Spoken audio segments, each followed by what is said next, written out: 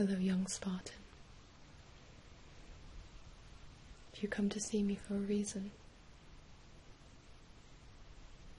I see. Let me tell you the story. What do you need to know before you set out on your own quest?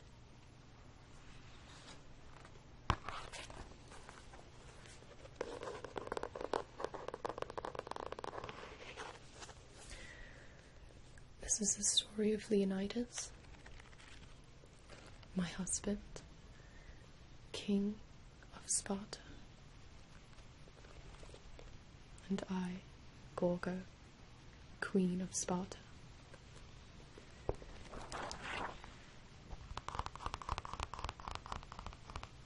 Have all the details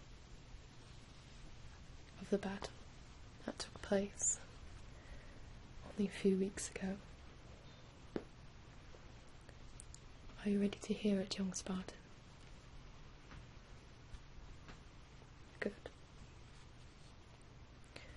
Let me tell you about Leonidas at Thermopylae. Do you have time?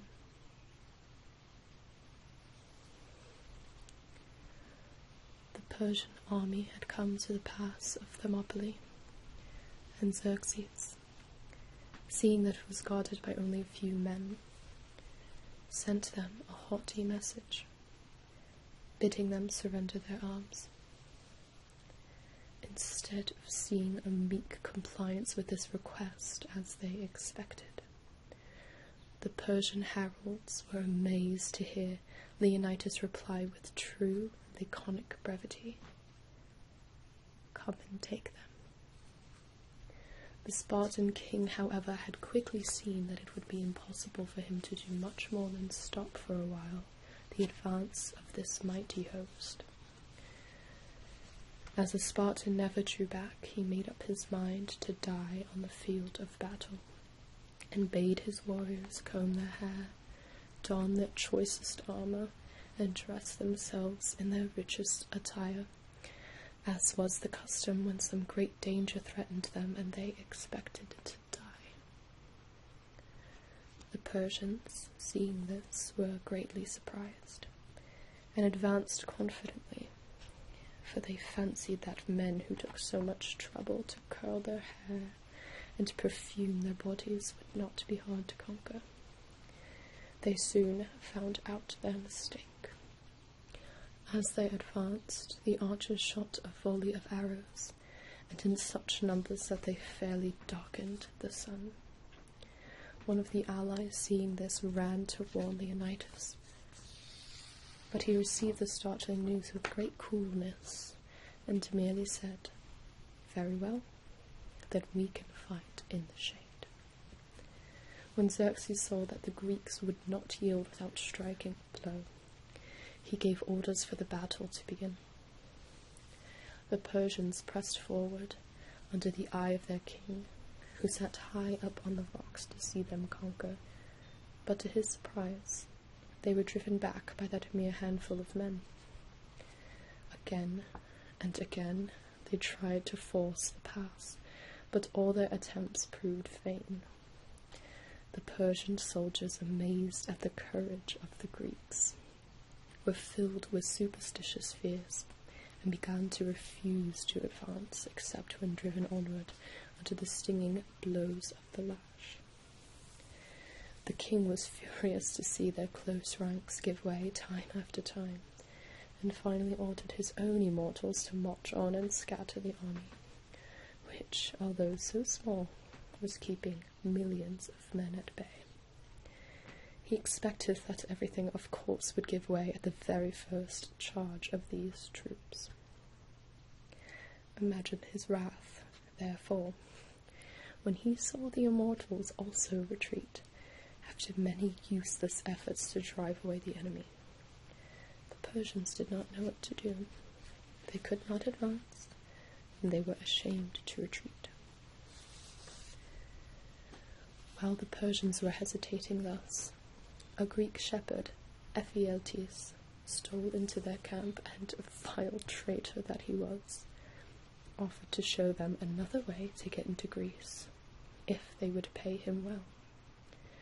This man was led into the tent of a Persian general, where he explained that he could easily lead a troop of Persians over the mountains, by a goat path known to the Greeks only.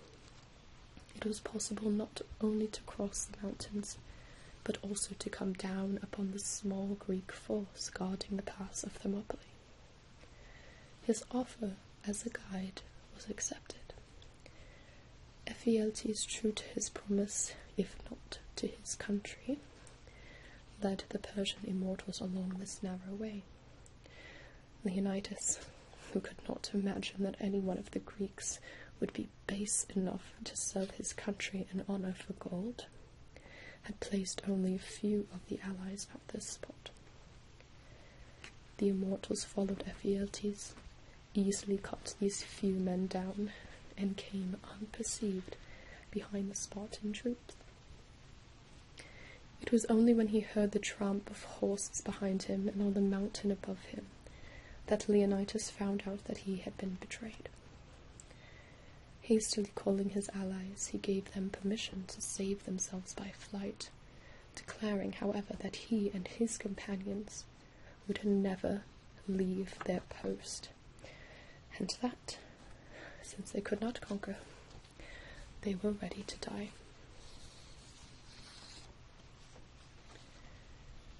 Some of the allies took advantage of this permission to escape, but 700 Thespians nobly chose to remain with the Spartans.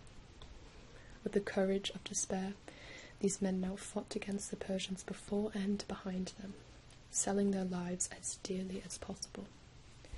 In spite of the odds against them, they refused to surrender, and finally fell, one after another, on the spot which they had undertaken to guard. Their bodies, which were found almost in a heap, for they had scorned to fly, were honourably buried in a single mound, over which rose a monument with this modest inscription: Go, passer-by, at Sparta tell, obedient to her law we fell. The Persians had forced their way into Greece. No king could check their further advances, so the mighty army swept southward. The first place of note on their way to Athens was Delphi, the site of the sacred temple, where great treasures were stored. The Greeks knew that the Persians did not worship the same gods, and feared that they might rob the temple. So they now eagerly questioned the oracle to find out whether they should not assemble there in its defense. To their surprise, the oracle proudly replied, "The gods will take care of their own," and bade them rather use their strength to defend their own homes. The Persians marched into the rocky gorge leading to the temple at Delphi, but just as they were entering the valley, a terrible thunderstorm broke forth. The darkness became so great that the soldiers lost their way. The rocks rolled and crashed down upon them, and the Persian soldiers, filled with dread, beat a hasty retreat and never again dared venture into this valley.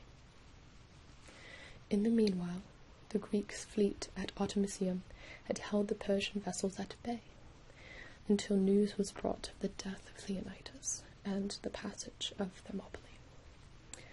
Then the Greeks sailed as fast as they could towards Athens, knowing that they would be needed there to defeat the city. The various allies, sure that it would be quite useless to try to defend the northern part of Greece any longer, retreated into the Peloponnesus and, hoping to prevent the Persians from entering there, hastily began to build a huge wall all across the isthmus of Corinth, which is only about 5 miles wide.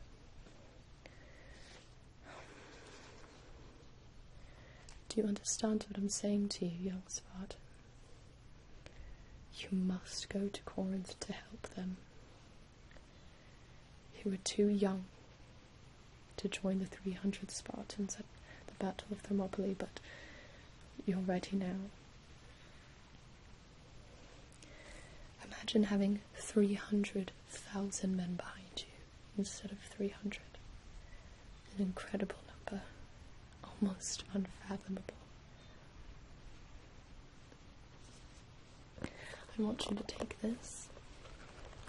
It has the histories and the stories in it about the Spartans, about the Oneidas and the Thespians, the Battle of Thermopylae, and what you need to do at Corinth. I will pack you a bag. I want you to take this pouch. In it, I will put the journal, along with these antlers. Each part of the antler will protect you and your men in battle. You must be a fierce leader.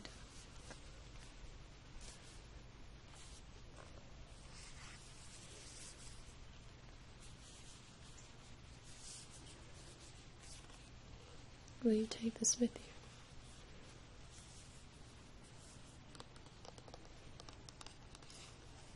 Thank you.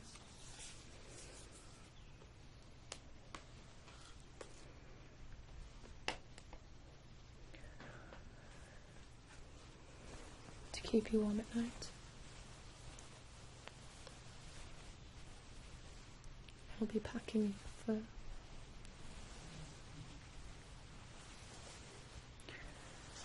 Double bonded in leather.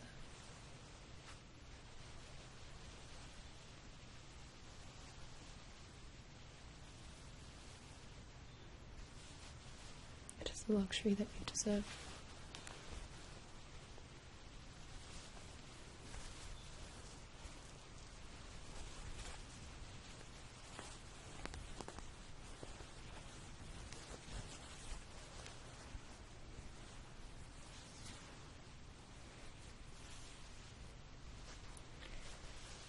Use this on the cold nights. Your enemy is too afraid to strike you in the darkness.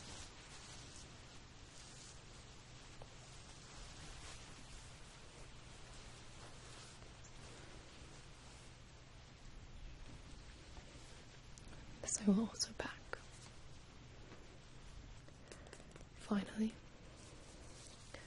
I want you to take these.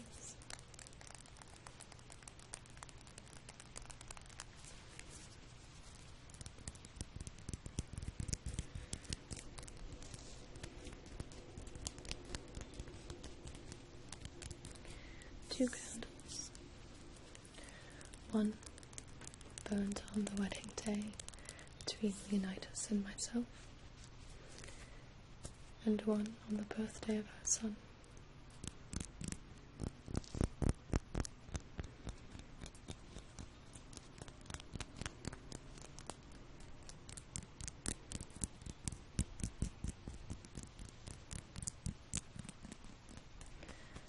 Let the light guide you. They will burn for many, many, many hours. I have no use for them anymore.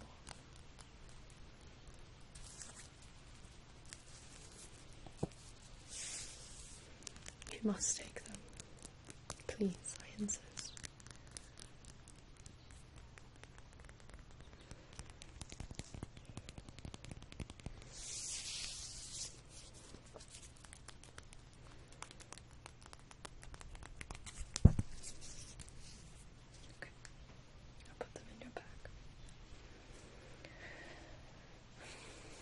Are you ready to prepare?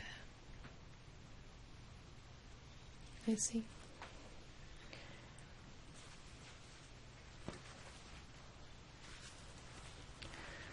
With me, I have your garments, the first of which will go on your left arm. Please extend it.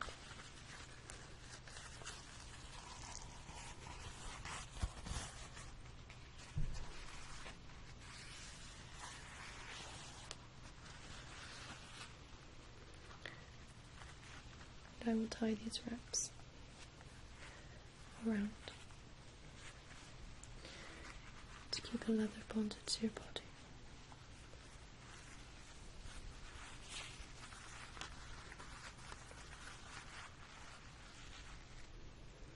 Good.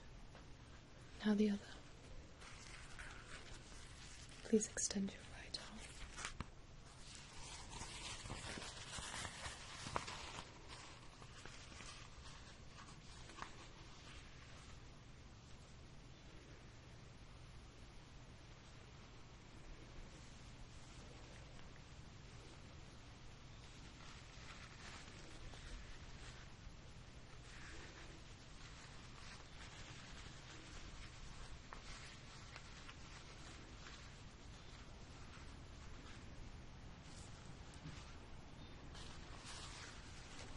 Very good.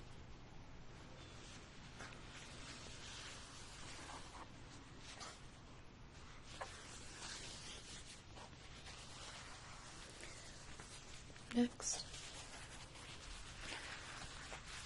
the leather belt that goes around your waist.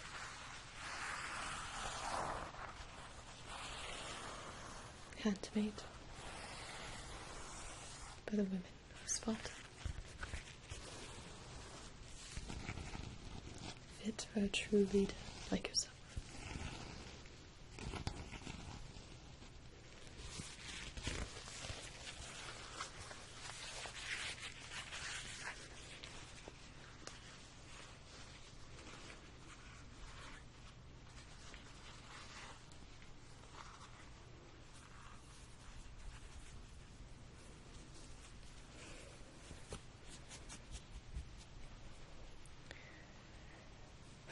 Finally,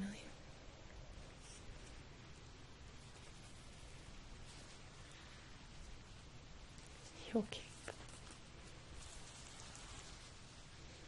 Truly, what is a Spartan soldier without it?